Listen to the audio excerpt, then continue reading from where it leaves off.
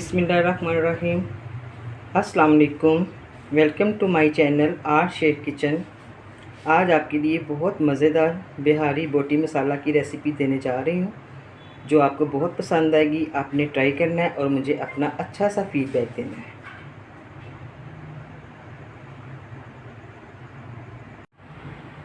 तो आज हम बनाएंगे बिहारी बोटी मसाला।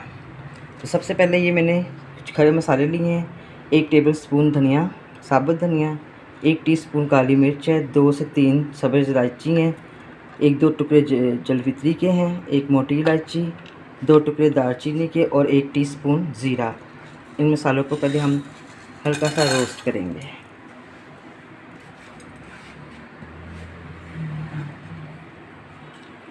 रोस्ट करके इनको हमने फाइन पाउडर बनाना है।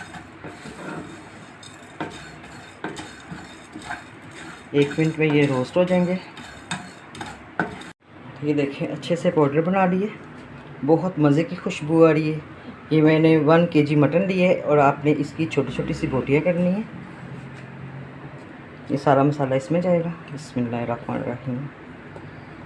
1 प्याली दही की, 2 टेबल स्पून लेमन जूस, इससे इसका टेस्ट बहुत मज़े का आएगा। 2 टेबल स्पून लहसुन अदरक का पेस्ट, 2 टेबल स्पून भुने हुए चनों का पाउडर,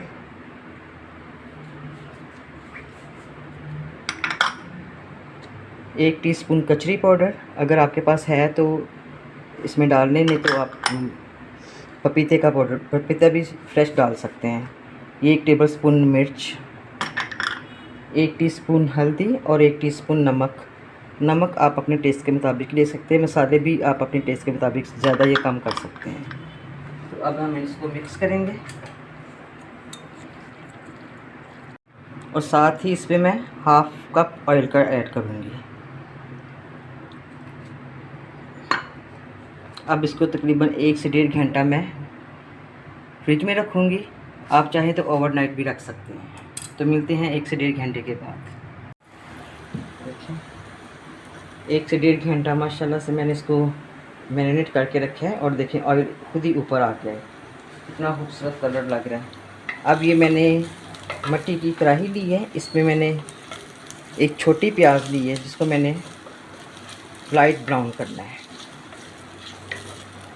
आप ब्राउन करके मैरिनेट करते हुए भी डाल सकते हैं। मैं इसको अलग से ब्राउन करके तो इसमें ये मटन डाल दूँगी। तकरीबन 2 से 3 मिनट में ये प्याज ब्राउन होगा। देखिए, प्याज जो है वो लाइट ब्राउन सा हो गया है। अब मैं इसमें जो हमने मटन को मैरिनेट करके रखा हुआ है, बिस्मिल्लाहिर्रहमानिर्रहीम। प्याज़ों को मैंने सिर्फ 2 टेबल स्पून लिए हैं, उसमें मैंने इनको फ्राई किया। हाफ कप मैंने इसमें डाल दिया था ऑयल का। बिस्मिल्लाहिर्रहमानिर्रहीम।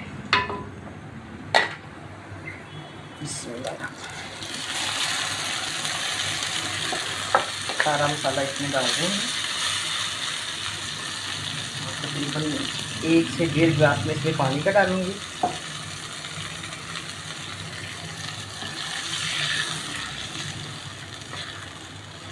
डेढ़ गिलास मैंने इसमें पानी का डाल दिया।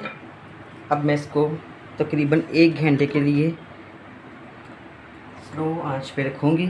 जब मैंने प्याज़ों को फ्राई किए तो सिर्फ मैंने 2 टेबल स्पून ऑयल की लिए थे, क्योंकि पहले मैंने हाफ कप मटर में डाल दिया था ऑयल का। और ये साथ में बना रही हूँ कोफ्ते और पालक। मेरे पास कोफ्तों का सालन पड़ा हुआ था, तो मैंने साथ पालक मंगवा के इसमें ऐड की है। वो टेस्ट और था। आज ये कोफ्ते पालक का टेस्ट और होगा। बचे हुए सालन को ज़ाया मत करें। आप इसमें कोई सब्ज़ी ऐड कर लें, साथ राइस बनाएं तो मज़ेदार सा सालन इंजॉय करें। बिस्मिल्लाहिर्रहमानिर्रहीम। माशाल्लाह ज़बरदस्त कलर आया है। तकरीबन 1 घंटा हो गया और माशाल्लाह गोश्त अच्छे से सॉफ्ट हो गया।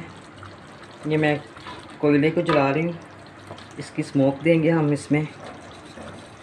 अब मैं इसको अच्छी तरह से भून लूँगी ताकि इसका जो ऑयल है वो ऊपर आ जाए। तकरीबन 5 से 6 मिनट तक मैं इसको अच्छे से फ्राई करूँगी गोश्त को। देखिए गोश्त अच्छे से फ्राई हो गया है, फ्लेम को ऑफ करूँगी। अब हम इसमें कोयले की स्मोक देंगे ताकि मज़े का बिहारी मटन फ्राई हमारी तैयार हो जाए। बिस्मिल्लाह।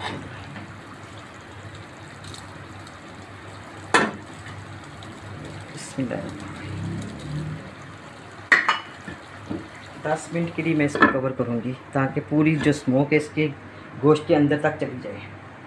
बिस्मिल्लाहिर्रहमानिर्रहीम।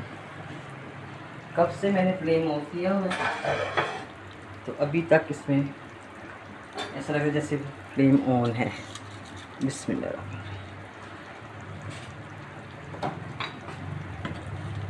अब मैं इसको डिश आउट करूँगी। बिस्मिल्लाहिर्रहमानिर्रहीम।